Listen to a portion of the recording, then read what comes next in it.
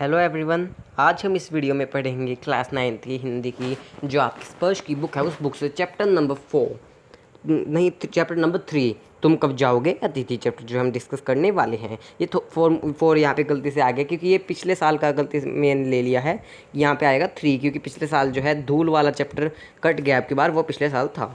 तो इसके NCERT solution हम डिस्कस करेंगे। हमने प्रीवियस वीडियोज़ में जो है 2 वीडियोज़ में हमने पार्ट 1 और 2 में जो है डिस्कस कर लिया था ये चैप्टर अच्छी तरह से लाइन बाय लाइन। और आपको अगर वो वीडियो देखनी है, अब हम एनसीईआरटी सॉल्यूशन डिस्कस करेंगे। अगर आपको वीडियो देखनी है तो मैंने लिंक दिया और डिस्क्रिप्शन बॉक्स में, आप उसमें जाकर देख सकते हैं। मैंने एक पे लिखा हुआ है पार्ट 1 और एक पे लिखा हुआ है पार्ट 2, आप दोनों देख सकते हैं। पहले एक देख लीजिएगा फिर दूसरी, अगर आपने ये चैप्टर अब तक नहीं समझा तो। चलिए, अगर आपको वीडियो अच्छी लगे वीडियो को लाइक कीजिएगा, चैनल को सब्सक्राइब करना मत भूलिएगा और मुझे कमेंट करके बताएगा आपको वीडियो कैसी लगा। अगर आपको कोई और चैप्टर के एनसीईआरटी सॉल्यूशन चाहिए तो मुझे बता दीजिएगा।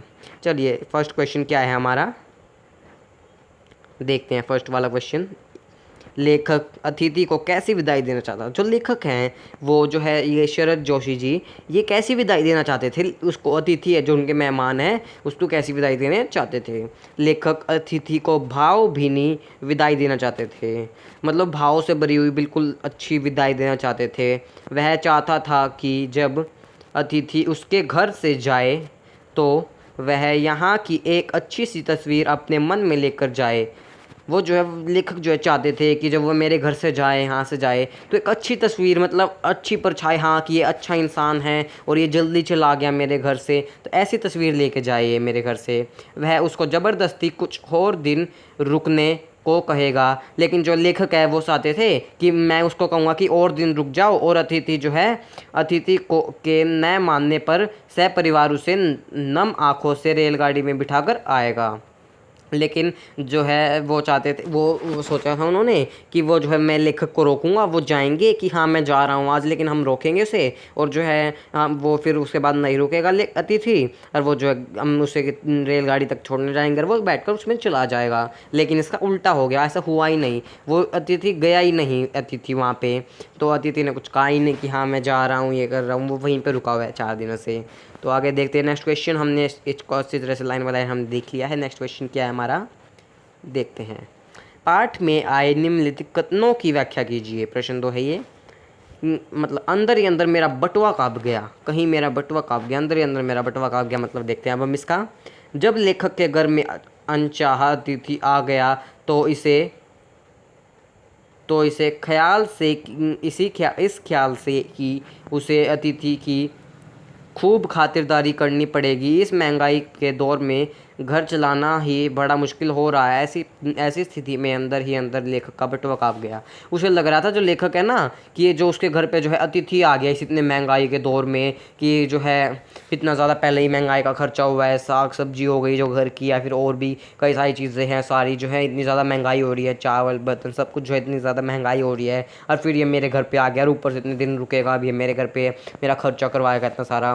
तो ऐसी स्थिति में जो है लेखक का अंदर ही अंदर जो है बटुआ काँप गया, मतलब इस डर के मारे कहीं ये रुकेगा भी है, मेरा इतना ज़्यादा खर्चा करवाएगा। तो नेक्स्ट क्या हमारा ख पार्ट इसी का है ये इस क्वेश्चन का। अतिथि सदैव देवता नहीं होता, वह मानव और थोड़े अंशों में राक्षस भी होता है। अतिथि जो है देवता नहीं हो, हम कहते हैं अतिथि देवो भव, वो देवता ही नहीं, कुछ जो है शब्दों में जो है वो राक्षस भी होते हैं कुछ अंशों में। देखते हैं अब ये कैसा है, ये कैसे हो सकता है। हमारी भारतीय संस्कृति के अतिथि को देवता माना जाता है। जो हमारी भारतीय संस्कृति है उसमें जो है अतिथि को, आपको पता होगा, देवता माना जाता है। मेहमान, अतिथि होता है मेहमान, वह इसलिए माना जाता है क्योंकि अतिथि जब भी किसी के घर आता है तो उसका आगमन किसी देवता के आगमन से कम नहीं माना जाता। और वह इसलिए होता है क्योंकि जो अतिथि है, जो मेहमान है, किसी के घर आता है ना, किसी आगमन मीन्स आना, किसी के घर आता है तो उसे देवता के समान नहीं, उसे किसी घर आता है देवता के आगमन से कम नहीं, जो है उसे देवता के समान जो है उससे कम नहीं माना जाता, देवता के समान तो माना ही जाता है उसे। और उसका सत्कार भी किसी देवता की भांति किया जाता है। और जो उसका सत्कार है, मतलब उसका मतलब जो अंदर में प्रवेश करने के लिए हाँ आओ बिल्कुल प्यार से, वो भी बिल्कुल देवता की तरह किया जाता है, उससे कम नहीं, किसी बराबर नहीं, देवता के बराबर ही किया जाता है।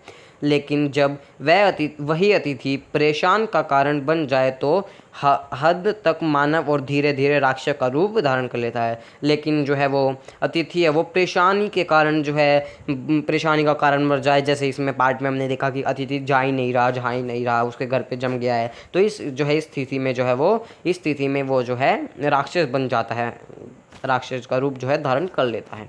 नेक्स्ट क्वेश्चन क्या है हमारा, ये इसका गे पार्ट है। कैक है और गे गे थर्ड पार्ट है ये। लोग दूसरे के होम का स्वीटनेस को काटने ना दौड़े। लोग जो है दूसरे की जो है होम है उसकी स्वीटनेस को काटने ना दौड़े। घर को स्वीट होम इसलिए कहा जाता है क्योंकि व्यक्ति को अपने घर में जो खुशी का माहौल मिलता है वह अन्य कहीं नहीं मिलता। जो हमने आपने सुना होगा माई स्वीट होम, तो मतलब घर को स्वीट होम इसलिए कहा जाता है क्योंकि जो है व्यक्ति है वो अपने घर में ही खुशी का माहौल बना रहा है, उसके घर में खुशी का माहौल बना रहे, अपने घर में ही रहे, किसी दूसरे घर में जाके जो है उसका जो है उनकी खुशियाँ ना छीने। वह अन्य अन्य कहीं नहीं मिलता, वो जो है अन्य जो है नहीं मिलता कहीं भी, जो खुशी घर पे मिलती है। यही माहौल जब किसी के कारण बिगड़ जाता है तो धीरे धीरे खुशी भी कम हो जाती है, होने लगती है। और जो ये माहौल है ना घर का, कोई हार का आ जाए हमारी खुशियाँ जो है ख़राब कर देता है, वो इस कारण खुशियाँ भी हमारी जो है ख़राब हो जाती हैं। अतः लोग दूसरों के घर की खुशियाँ के माहौल को ख़राब करने का कारण न बने। अतः जो है लोग जो है दूसरे घर की खुशियों का ख़राब करने, खुशियों का माहौल ना ख़राब कर दे, उनकी खुशियाँ जो है उन्हें ख़त्म ना कर दे, तो इसका कारण न बने कोई भी। नेक्स्ट पे आते हैं अब हम इसका घ पार्ट देखते हैं अब हम। मेरी सहनशीलता की की वह कि यहाँ पे 2 बार आ गया थी, ये 2 बार आ गया कि वह अंतिम सुबह होगी। मेरी जो है वो सहनशीलता की अंतिम सुबह होगी। इसका देखते हैं हम क्या है अर्थ। लेखक अपने अतिथि को पिछले 4 दिनों से झेल रहा था। जो लेखक अपने अतिथि को, मेहमान को 4 दिनों से झेल रहा था, कभी कुछ कर रहा, कभी उसके कपड़े धुलवा रहा, कभी उसको नई नई डिशेस दे रहा है खाने में, कितना खर्चा कर रहा है। और नौबत पकवान से लेकर खिचड़ी तक गई थी तक आ गई थी। जो है जो पकवान, जो खिचड़ी मतलब रात का जो खाना है, दिन का सुबह का, वो जो है पकवान तो बनाते थे अच्छे अच्छे, डिनर से फिर दोबारा जो है वो खिचड़ी तक जो है वो वहाँ तक पहुँच गए। फिर वो कि मन तो थक गया ऐसे बना बना के।